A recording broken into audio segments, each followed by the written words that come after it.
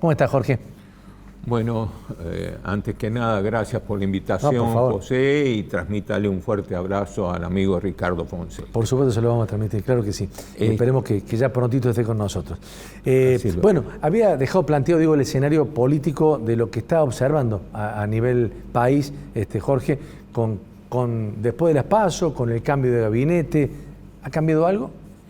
Bueno, a ver, después de las PASO todos los días ocurren cosas nuevas. Sí.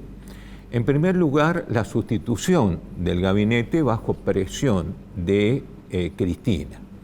La carta de Cristina, en donde ella hizo acto de fe que era la persona más izquierdista que podía existir, porque al lado de la izquierda de ella no hay nada más izquierdista que una pared. Vale decir, era en extremo la persona de izquierda, lo cual supuso una mirada totalmente contraria a lo que significa el peronismo ortodoxo. Desde Perón hasta ahora, los peronistas ortodoxos precisamente no son izquierdistas. Podríamos hablar en otra ocasión cuáles son las variables ideológicas del peronismo ortodoxo, pero desde el punto de vista de la ideología izquierdista, en absoluto. Al contrario, era contradictorio. Perón fundó su sistema de manera explícita, alejándose del capitalismo, pero frontalmente en contra del comunismo. Sí, claro. Como que la ideología del fascismo fue la ideología expresa de la Constitución del 49 a través de quien la elaboró, esa Constitución, y fue la persona clave, que fue Sampaio. Fue expreso en eso, no en mencionar somos expresos en Mussolini, pero sí por la variable ideológica de que se trata. De manera que haber traído nuevamente y haber sugerido de manera expresa que viniera Mansur a sustituirlo al jefe de gabinete, a Cafiero, era, vale decir, una claudicación total. Pero además hay una frase en la carta que la reitera: yo siempre he sido peronista. Vale decir, siempre ha tenido un esquema idéntico al de Mansur. Claro. Mansur viene a significar esto, y Aníbal Fernández también. En el caso de Mansur tiene territorio. No es el progresismo del peronismo, digamos. No. Mucho menos. Vale decir, es el esquema de un sistema absolutamente autoritario en términos de pensamiento y de idea de un Estado pluralista. Un esquema bastante criticable en orden a cómo maneja los fondos públicos, tener prácticamente capturado al electorado a través de la gestión pública y de los empleos públicos, en fin, no es precisamente la imagen del Estado de Derecho pluralista, que conversa y que formula acuerdos, no. Es el sistema, digamos, ortodoxo. Ahí tiene una cuestión importante.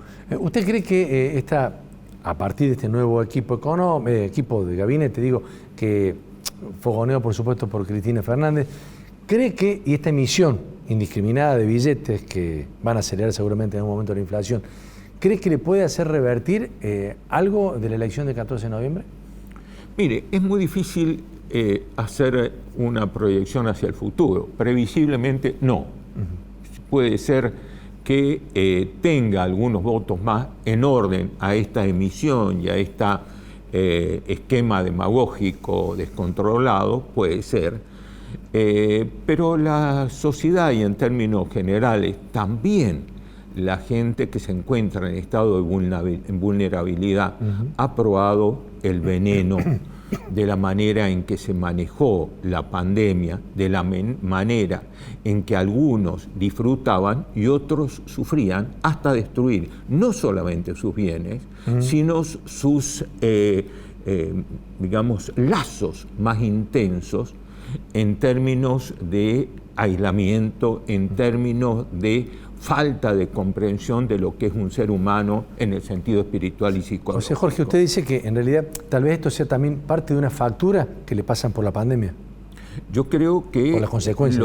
Las consecuencias de la pandemia son claras, además, independientemente de la foto de Alberto Fernández, que ciertamente fue una cuestión trágica. Sí, claro. Pero además la manera en que se manejó la pandemia, además, a ver, incluso como se está manejando ahora, José, ¿desde cuándo el gobierno, que tenía un asesoramiento tan importante de epidemiólogos, sanitaristas, etcétera, estos mismos han dicho que hay que levantar todas las resguardos respecto de la pandemia? Ahí en Villa El Libertador tiene 200 personas con el coronavirus de la cepa Delta.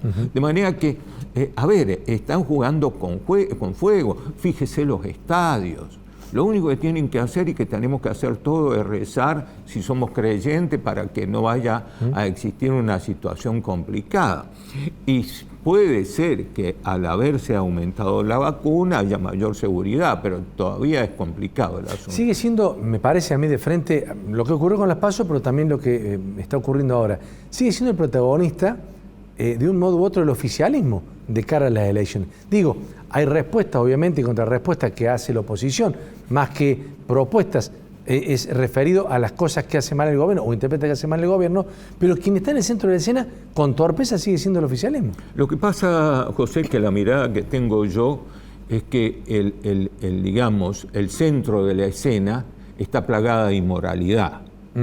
En otras palabras, basta que usted vea lo que está ocurriendo con el esquema de Buenos Aires, la manera que se están manejando los obsequios, los regalos públicos. Sí. Fíjese lo que pasa en San Luis, fíjese lo que pasa en Formosa, fíjese lo que pasa en Santiago del Estero. En ahora Santiago del Estero, un bono de 90.000 pesos más. Creo que el mejoramiento... 50 y pico por ciento. 50 y pico por ciento. Sí. Vale decir, eso tiene solo un nombre: comprar a gente. Ya no es ser meramente irracional, sino es comprar al que está en una situación de debilidad estructural total o que tiene la captura de ser empleado público.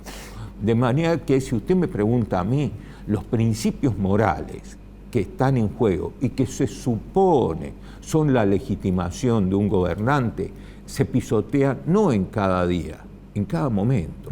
Por lo tanto, si usted me dice qué pasa después de las PASO y qué pasa con el gobierno nacional y los gobiernos provinciales, salvo algunos que han gestionado bien. Esto no ocurre en Mendoza, no ocurre incluso en Santa Fe, no ocurre en Córdoba. Pueden haber otras situaciones, pueden tener otros baches. Por ejemplo, en el caso concreto, Córdoba ha tenido un gobierno en términos generales muy aceptable, salvo la cuestión de inseguridad, que es una cuestión delicada y fuerte, pero no en todo el país, pero sí en el país en el cual están en línea con el gobierno nacional. Por lo tanto, si usted me dice cuál es el principio de la inmoralidad.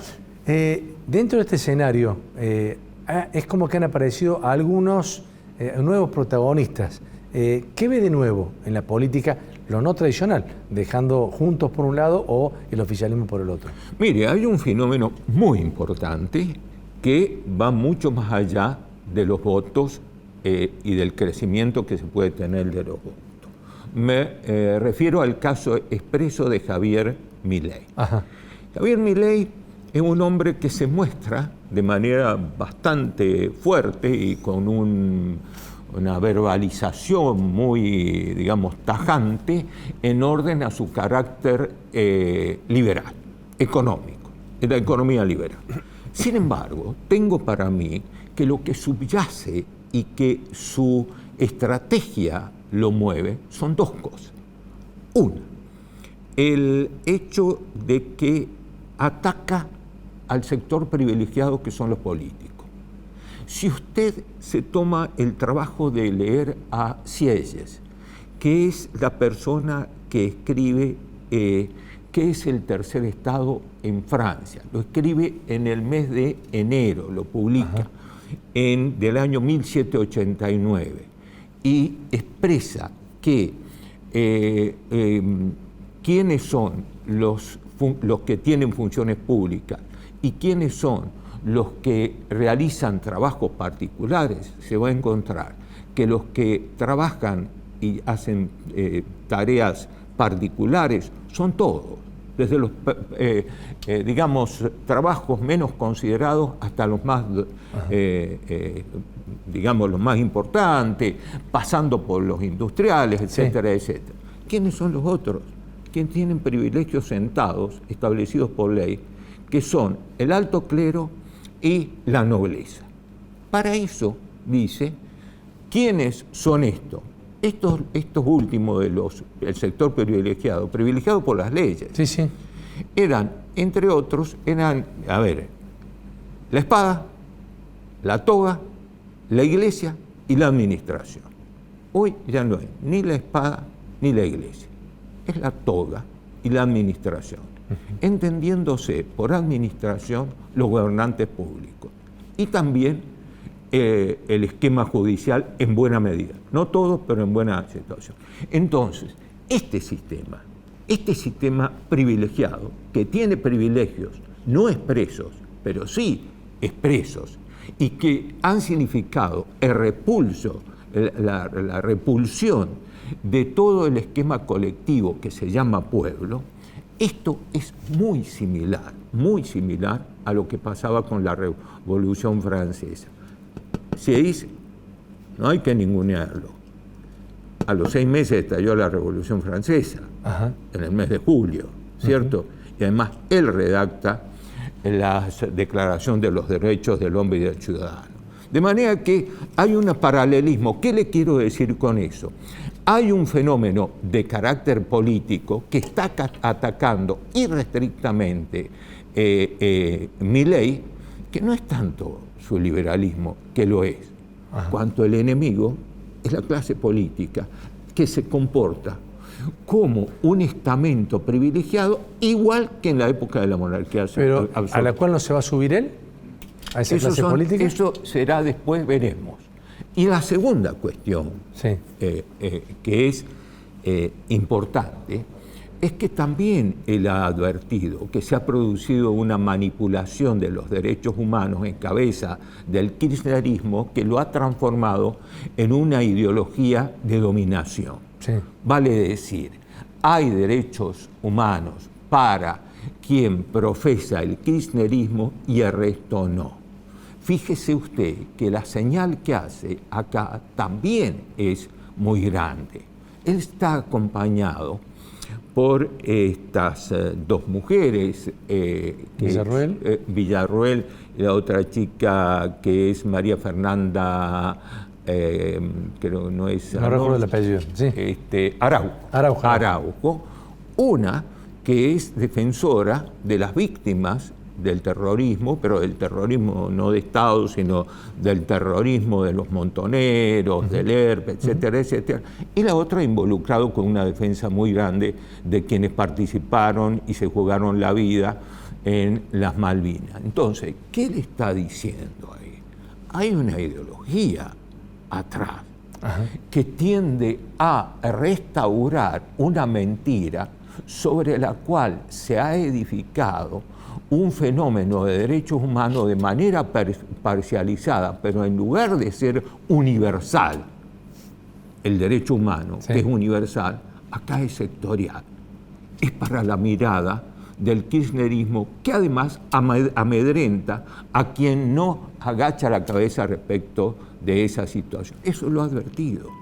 Tan lo ha advertido que usted recordará que Rodríguez Larreta, hizo expreso para el 24 de marzo una expresión de que él también había sufrido con la dictadura, etcétera. Todo esto no significa que haya que exculpar a los excesos que se cometieron. Pero volvamos a Rodríguez Larreta y dijo que, vale decir, se mostró como una de las víctimas ¿cierto? Tengo para mí que esa situación fue un antes y un después para Milei, porque a partir de entonces lo ataca como zurdo y con una calificación muy fuerte. Sí, sí. Si usted me permite a mí decir, a mí la impresión que tengo de este muchacho Rodríguez Larreta es más bien una especie de desarrollismo tipo Frondizi, pero en estos momentos remixado. Claro. Pero en el caso concreto de Milei hay dos fenómenos. Uno, el enemigo es el político que tiene privilegios frente al pueblo, que es el que sufre para que sean privilegiados, y el segundo, una nueva manera de ver la formación de las ideas en la Argentina. Eso me parece. Jorge, y con eso tengo que cerrar, creo que ha remitido un aspecto distinto de lo que es la política tradicional, como se ha visto hasta ahora, y con este esquema o esta, no sé si será transversal finalmente, pero que seguramente toca a demasiada gente que no ha estado reconocida en todo este tiempo y que a lo mejor tal vez sea por lo menos el comienzo de una cabeza de playa hacia adelante. Lo veremos. Por ahora le agradezco muchísimo, como siempre, que haya ayudado a nosotros y a nuestra audiencia, a teleaudiencia, a tener un panorama más general de lo que pasa en el país. Así que muchas gracias. Muchas gracias, José.